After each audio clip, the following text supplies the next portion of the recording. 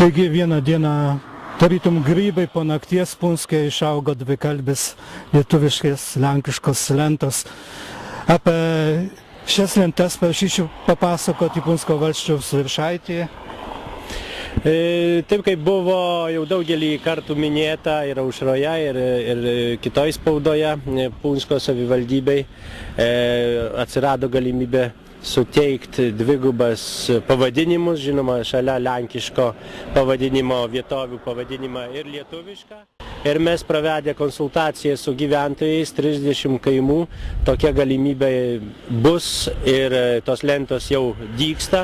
Iki birželio pabaigos visuose 30 kaimų turėtų būti tos lentos. Žinoma, konsultacijų metu buvo nutarta, kad 3 kaimuose nebus kol kas, aš tai sakau kol kas, dvigubų pavadinimų ir lauksim vėliau, kai viskas tai vyks. Šitą galimybę mums suteikė Lenkijos Seimo ir Senato priimtas įstatymas dėl tautinių mažumų ir mes šituo naudojamės. Žinoma, kyla daug klausimų, kam reikia, ar čia nebus įtakojama Lietuvai, kad ten, kur Lietuvoje gyvena Lenkų tautinė mažuma, ar nereiks irgi to įvesti. Žinoma, šitą dalyką reguliuoja kiekvienos valstybės teisė ir kiekvienos valstybės teisė reikia žiūrėti. Vienu žodžiu, Lenkijoje yra tokia teisė ir mes ją įgyvendinam. Lietuvoje nėra tokios teisės, ir atrodo, kad negalima ir įgyvendinti.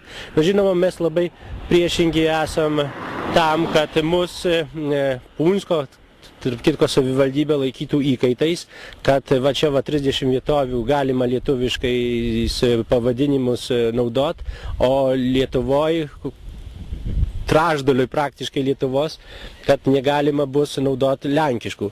Bet aš pažymiu ir visiems Lenkijos politikams ir spaudai, kad mes sugrąžinom tikrus, senus, tūkstančius metų vartojimus ar naudojimus pavadinimus.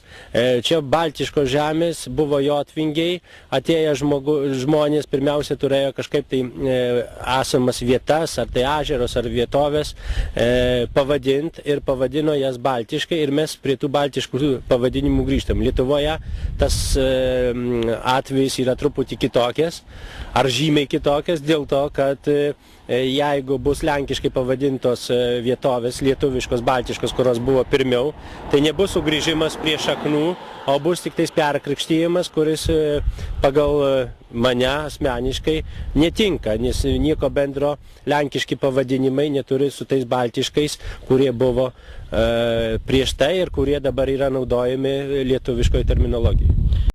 Lentos kol kas yra Punske, o kada bus kaimuose ir kas su Punsko gatvių pavadinimis?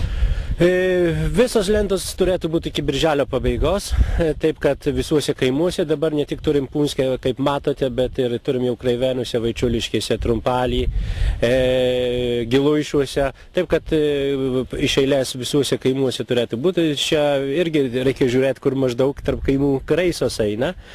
Su gatvių pavadinimais truputį vėl susilaikysim. Jūs, jeigu pastebėjote, specialiai irgi lygtais, žinoma, procedūros buvo ilgos, bet lygtais ir neskubėjom per daug ir su dvigubais vietovių pavadinimais, dėl to, kad mes visą laiką bijom to dalyko, kad mūsų neišnaudotų, mūsų šitos situacijos neišnaudotų kalbose su Lenkijos politikai, kalbose su Lietuvos politikais. Tai už tai mes ir galvojam, kad su gatvėmis galima būtų irgi susilaikyti arba neskubėti.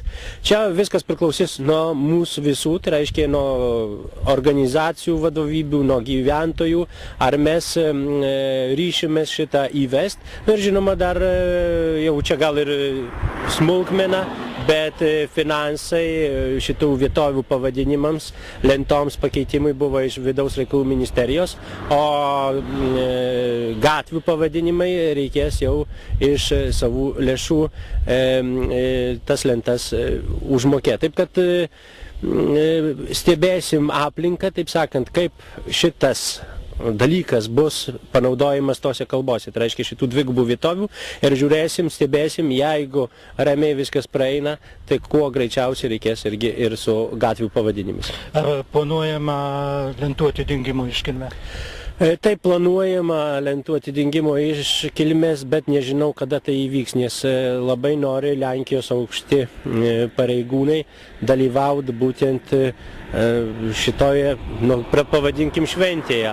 Ir kol kas nežinom, kokia tai bus data, tikiuosi, kad tai Liepos mėnesį. Gerai, ačiū labai, ačiū.